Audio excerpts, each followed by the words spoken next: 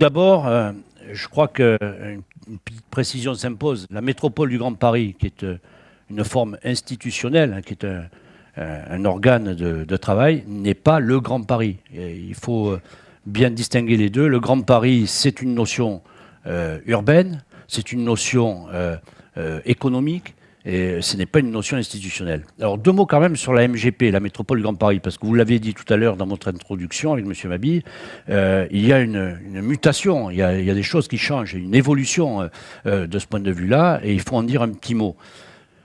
Mon propos sera de dire que la métropole du Grand Paris, elle est mal née.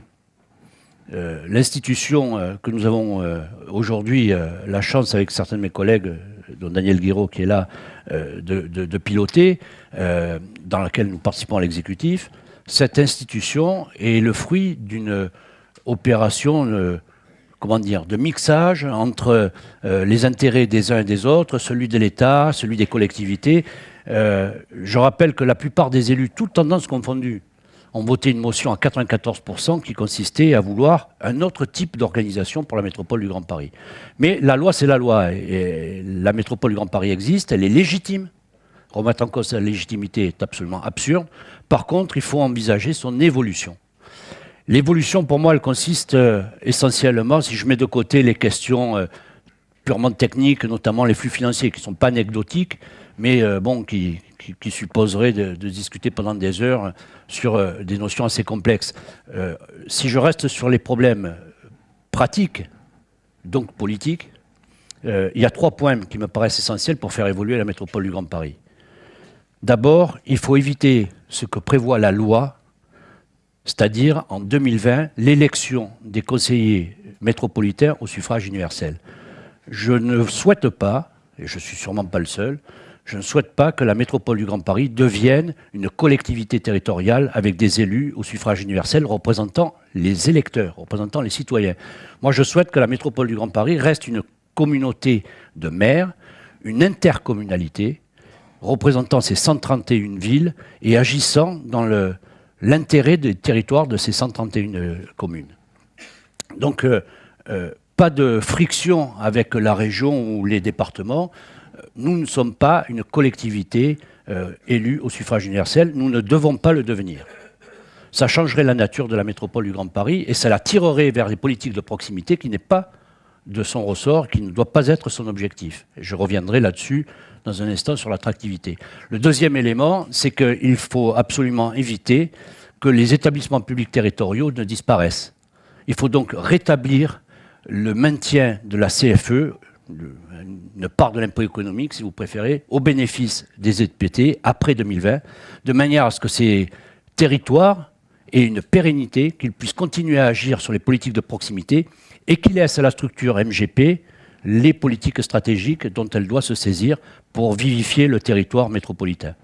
Enfin, troisième élément, il faut que dans cet ensemble, nous ayons la conscience que l'aire métropolitaine est bien plus large que l'institution et qu'il faut donc travailler en coopération avec les territoires qui sont en deuxième couronne, mais au-delà même, ceux qui portent des politiques de développement économique comme la vallée de la Seine jusqu'au Havre. Il y a donc nécessité d'établir des relations structurelles importantes entre la MGP et les autres institutions. Voilà ce que je voulais dire rapidement sur la MGP. Maintenant, sur son activité propre, sur son rôle, je crois qu'il est d'une double nature. Il y a 2 niveaux d'action pour la métropole du Grand Paris. Un niveau qui est intranational et un niveau qui est supranational. L'intranational, c'est de dire la métropole du Grand Paris doit s'occuper de la solidarité entre ces territoires pour rééquilibrer les territoires qui sont les plus fragiles par rapport à ceux qui ont le plus de capacité à assumer le développement économique. Il ne faut pas avoir de territoire à la traîne. Pourquoi ? Pas simplement parce qu'on serait généreux, mais tout simplement parce que, et c'est le deuxième point, la métropole du Grand Paris a un rôle fondamental, celui de générer de l'attractivité et donc d'inciter les investisseurs internationaux à venir investir sur le territoire métropolitain. Et pour ça, il faut que le territoire donne l'envie de venir s'y installer, l'envie de venir dépenser son investissement sur ce territoire. il faut évidemment que les territoires offrent un certain nombre de choses, de la même manière qu'il a fallu que le quartier d'affaires de la Défense se rénove pour répondre à la demande internationale, pour se remettre à niveau par rapport à ce qu'est la demande internationale. Il faut que le territoire métropolitain évolue, se structure, favorise les déplacements pour répondre aux besoins des investisseurs étrangers et donner cette capacité à la France à générer de la richesse nouvelle grâce aux investissements. La métropole du Grand Paris est la seule qui a cette dimension mondiale. On ne peut pas la traiter comme une métropole d'équilibre régional. Il faut donc avoir ce prisme particulier sur la MGP.